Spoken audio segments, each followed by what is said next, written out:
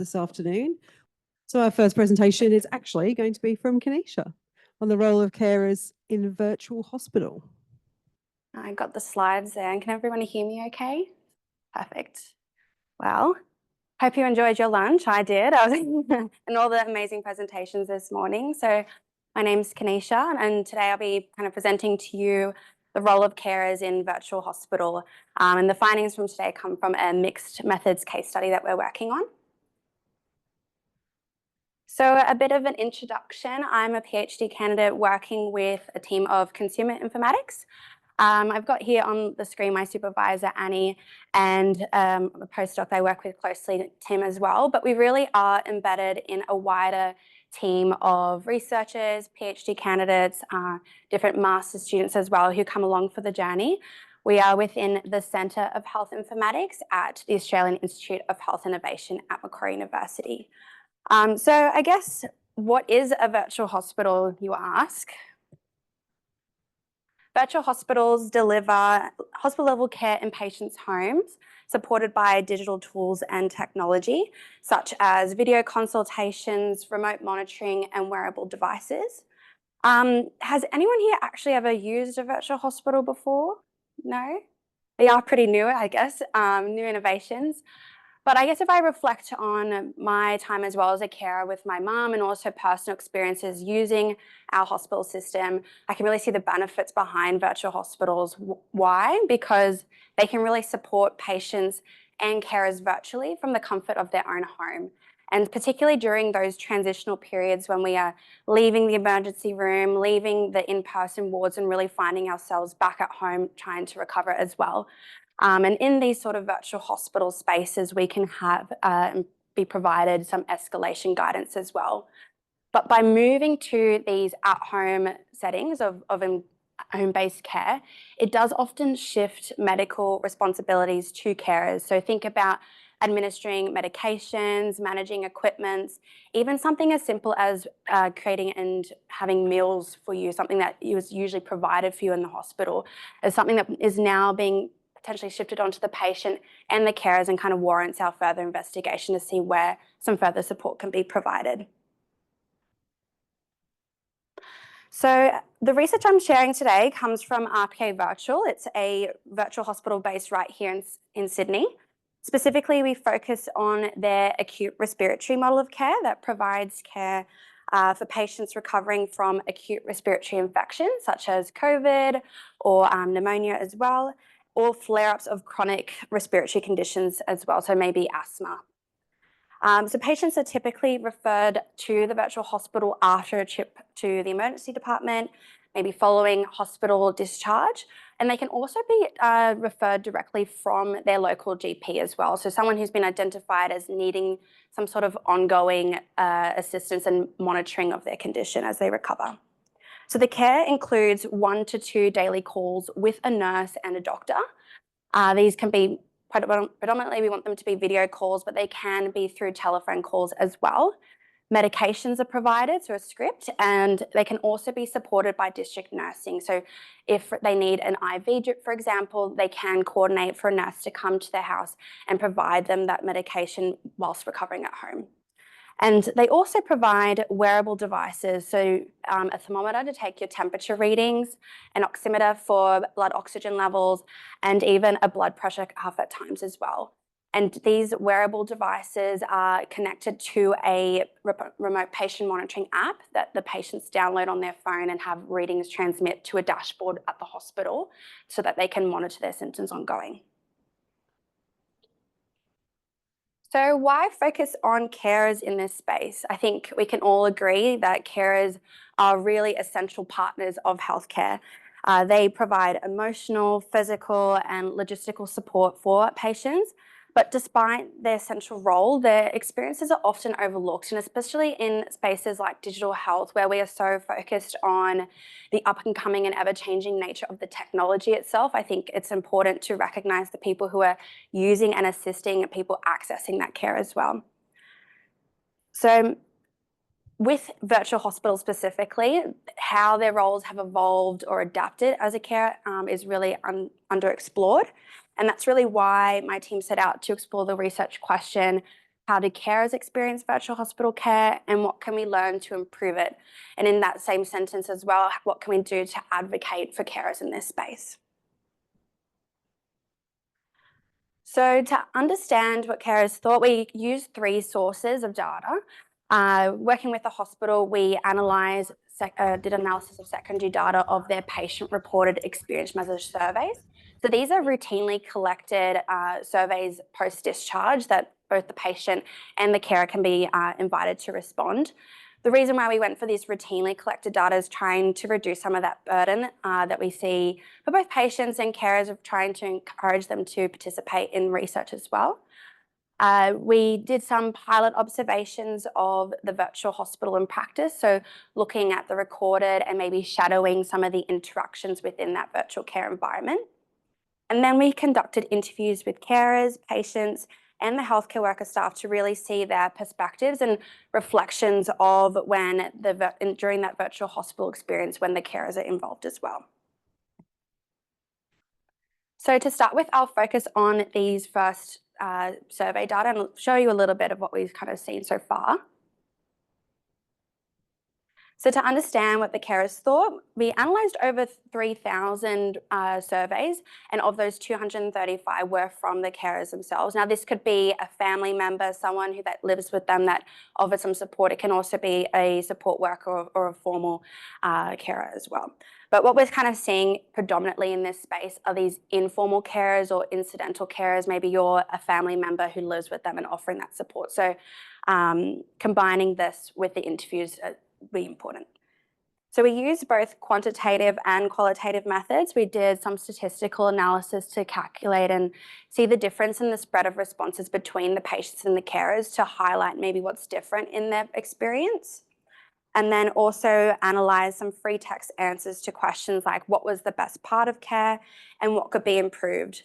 I think importantly as well, these surveys were anonymous and voluntary, so people were really able to share their unique perspective and be honest about their experience, and there was no way of it being linked back to their healthcare record either as well. So what did we find? First, overall impressions of the virtual hospital were really positive. For both patients and carers, they tended to rate their experiences excellent. But when we dug deeper into some of the individual questions asked, we did notice some subtle differences. So for example, for the second row there, carers' responses to the ease of technology were on average lower than patients, suggesting carers' responses may vary more when they had to provide technical support, for example, so accessing that technology involved. And these insights are really helping us better understand how to support carers, more looking at where to fine-tune that virtual hospital experience. So digging even deeper, we charted each of the questions in that survey to visualize the spread of responses as the virtual hospital has evolved and changed. So particularly this virtual hospital launched in 2020 during the thick of the COVID-19 pandemic. But now as we move into that post-pandemic setting as well, trying to analyze and understand the context of it as well. So here's an example for the question, how would you rate the waiting time before the care centre clinician answered your call? Carers overall had a higher average, but when charted like this, where you can see it over time, we can see that carers were more likely to rate waiting times for virtual cares lower than patients. And that probably could be because they're helping set it up and waiting around and this can be felt more with the higher frequency of the interactions. If they've got 2 calls or 3 calls a day, that is also a burden felt by the carer. So it's kind of a good reminder that carers' time and effort often does go unseen unless we're really looking into it this way. One positive thing though as well is when we do have it indicated over time, we can see improvement. So it's really a space that they are reinvesting in to make it a better experience for both patients and carers. So looking at some free text questions, the survey asked carers what was the best part of RPA Virtual, and the standout words were reassurance and caring. So these words came up again and again. Carers were comforted by having that support and advice close by, particularly during that transitional period, something that wasn't actually offered prior to virtual hospitals. But when we did ask what could be improved, the answers kind of shifted. Carers talked about call scheduling issues, slow follow-up, and confusion during the onboarding process. So what was I expected to do? I wasn't sure exactly what I needed to do. And that tells us that the logistics of virtual hospital care is something that still needs to be smoothed out and where we can try and offer some recommendations to support. So our findings at this kind of stage of the study kind of points to 6 key themes that shape the care and patient experiences. So elements of reassurance, communication, availability, healthcare workers, clinical care, and technology. We saw some differences between how patients and carers rated their experience, and these gaps kind of suggested to us that we need to better understand and support carers, especially when they take on the new roles introduced by this virtual hospital care. And when we listen to carers, they offer valuable insights that really help to improve and fine-tune the process, giving us insights that maybe the patient recovering at the time, knowing that they're already sick and still sometimes a bit uncomfortable focusing on themselves, they show us the full picture. So on the next couple slides, I'll present some data from the interviews conducted where we really look to delve into what the role of carers were in this virtual hospital space. So we analysed the data using a blend of inductive and deductive analysis, and including patients, carers, and the healthcare workers, like I said before. Our work was kind of guided by the family systems theory, which really recognises families working as an interconnected unit when the patient's going through this sort of virtual hospital journey. The carers are just as much impacted. They take on some of that emotional part as well. And we can see, as a result of them being a system, that care responsibilities shift. Caregiving roles move from parents to children or vice versa as well. So we focus on identifying the roles, the challenges, and then the successes that have emerged as well, really seeing what our success stories are, if this is a positive space as well. So our study is ongoing. We have recruited a bit of a mix. We're still trying to reach out further to our carers as well, trying to connect, especially with virtual hospital spaces. You rely on an arm's length recruitment. So you go through the healthcare worker, then to the patient, through to the carers. So that's something that we're working on at the moment. But here are some different quotes that I'll go through. So if we did see lots of positives and challenges, but one carer told us, I actually went out and bought an oximeter, the oxygen meter, afterwards because I found it so helpful. So that really speaks to how support didn't just stop at discharge from the virtual hospital. Carers were continuing care with tools and knowledge gained from the experience. Carers were also stepping into technical roles. So a healthcare worker described it like this. We were relying on their granddaughter to be able to be present, to one, assist the patient with the wearables, and two, to actually set up the team's conferencing. But when things go wrong or break down, the effort required of patients and carers can be significant. So one carer said, if there's something that breaks down, it takes a while to actually get it back on track again. So it takes enormous participation from the patient as well. Knowing we're in an at-home setting, you are the person taking charge of things if things go wrong, not a nurse coming by your room. At times, carers' involvement can also create tension. So one clinician reflected, you need to ask the patient directly what they're feeling. If there are family members around, interjecting it can be hard. So the mix of the clinical care side as well. But another noted, sometimes so the carers don't even want to be involved in the care as well. And there's that separation between it. On the flip side, coordination between patients and carers was often a strength. So one clinician shared how patients often say, my son is coming home after 6, can you call me after 6? And while another patient explained, my wife would assist in taking the observations, she found it very helpful because she would ask questions on how best to look after me. So having the virtual hospital present during that transition time gave them that opportunity. Now, the next part of the sort of research study is around building recommendations, and this is something that we'll take with some feedback from the different people involved. But I'll just pick 2 that I think are really important. I think the formal recognition. So how do we identify and document carers in the patient's care plan? At the moment, we have them recognised as a next of kin, so a welfare check person, a person to reach out to, rather than someone who was actually inbuilt into the care and helping them through all the different assessments. And then the last one there around feedback mechanisms. So including carers in experience surveys and different advisory panels with the virtual hospital, including them in the conversation early as well. So I guess that's something to kind of think about if you were to put yourself into the perspective as a patient receiving this virtual hospital care. What do you think is important for yourself? If you're assisting someone, what are the vital things? So that's all the next phase. So I guess I'll wrap up here. I've just put on some different discussion points that kind of came up from the lessons learned. I guess it's around, as carers take on new clinical-like roles and technology can be intimidating.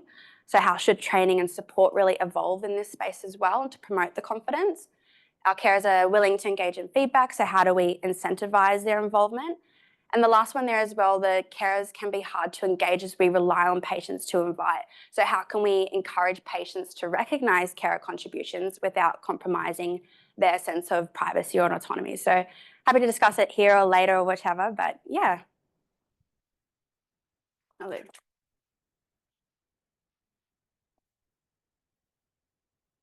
Thanks so much, Kanesha. Any questions? Oh, you just won the race. Thank you very much. A wonderful presentation. So do you have to have a formal agreement for the inclusion of the family carers in the process? Yeah, so in terms of the survey, when they fill it out, it's giving them consent that we can use it at any point, which is also the importance of that being anonymous. When it comes to the interviews, we do have to get a formal consent from them. There's a consent form.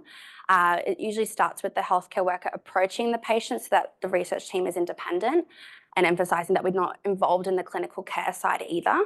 And then it's up to the patients after we approach them as well when they consent, if they were happy to invite their carer. So that's where the last question of how can we kind of encourage them to see it? Because a lot of patients, I don't have a carer. I just have someone who lives with me, who supports me. And so changing the conversation to say, if you live with someone who saw you have interacting with this service, it's great to get their perspective in that way. Yep. Yeah. And with the hospital and the home, do they have to have permission for the carer to be involved? From their perspective, it's kind of an informal process at the moment. During their onboarding, they are asked, do you live with someone, do you need support? Depending on the patient's answer, they will react from there.